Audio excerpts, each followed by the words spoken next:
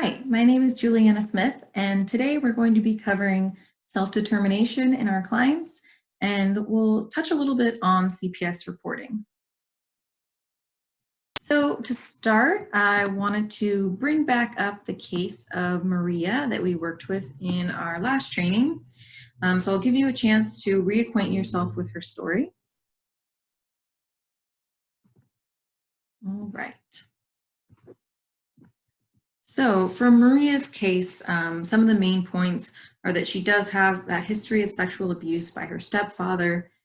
She moved to the United States from Mexico when she was a child. Her husband that she is currently with, Rodney, is sexually abusive, and she does have fears that he might hurt her or her children. And so today we're going to kind of work through basically working with Maria. So we're going to start with the first visit, meeting her, and kind of what you find out from her. So we know about her story, and during her first visit, she tells you that she does have high blood pressure. That's something she wants to work on. She talks about her abuse by her husband, and she tells you that she's actually considering leaving him. So first off, let's take some time to either talk with your group that you're with, break up into partners, or think through this on your own, what our priority would be in supporting her today during this first visit, based on what we know about her situation. So our top priority in supporting Maria today is making sure that both her and her children are safe when they go home today, if they decide to go home. And so what that looks like is talking through whether or not she's open to safety planning, whether or not she's open to be connected to any resources that can support her, and really looking into what her timeline is in terms of leaving her husband. And so let's think about what sorts of resources we would want to connect Maria with today. So take some time to think through that. So one of the main resources that I would want to connect Maria with, first thing, is the Safe Alliance here in Austin. And so they do advocacy and crisis work for individuals in situations of abuse.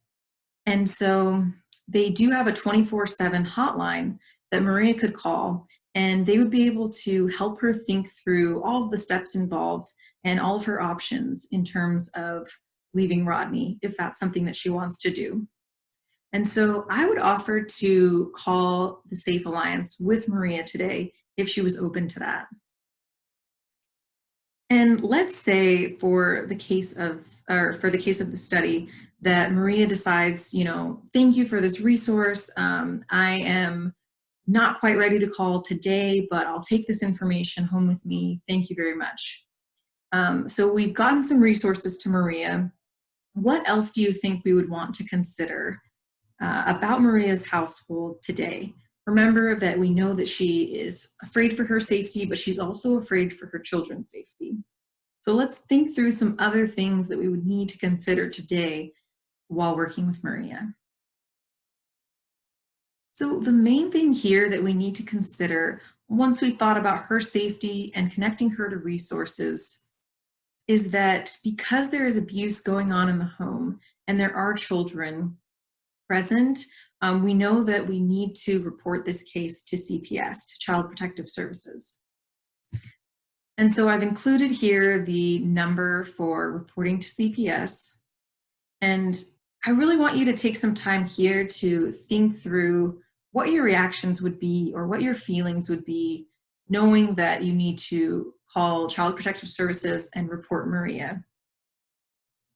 I know that a lot of times people have fears about calling CPS because they're not sure, if it'll be worse for the family, worse for the children to have CPS get involved.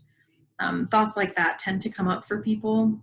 One of the most important things I like to tell people is that even though we're not trained on all the details of what constitutes abuse, we can call CPS, we can report what we do know, and from there, it's up to CPS to decide what they want to do with the case and how they want to proceed. So it's not our job to know exactly what constitutes abuse, but it's always best to report when we have an inkling or when we know about situations like this, and from there, let CPS decide what to do.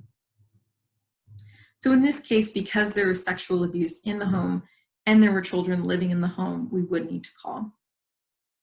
So think through on this slide, talk with whoever you're with, or think through on your own how you would feel making that call, what your concerns would be, what your fears would be, any apprehensions that you would have. And remember in situations like this that we can always talk to our supervisors as well, or our colleagues. So let's say that a week later we have our second visit with Maria, and she tells you that she has decided to stay with her husband, but she would like to keep seeing you so that she can work on her blood pressure. And she also mentions that she would love some support getting back to school. So first off, take some time to talk through what your reactions would be upon hearing Maria's decision to stay with Rodney. It can be really challenging for us when we care so much about our clients, and sometimes we have to see them staying in these situations where we know they're at risk, or we know that they're in a very difficult situation. And we really want to help, but this is really where keeping in mind that our clients have the self-determination and that it's up to them what they want to do and what they want to work on, and that we are there to be a source of strength and support, but ultimately it's Maria's decision what she wants to do. It's really helpful though to remember that we can always talk to our supervisors, we can always talk to our colleagues if we're having strong feelings about our clients' decisions, or if we're feeling judgment or biases towards our clients. It's important to address those things so that they don't get in the way of our work and that we can still be a safe, judgment-free space for the client.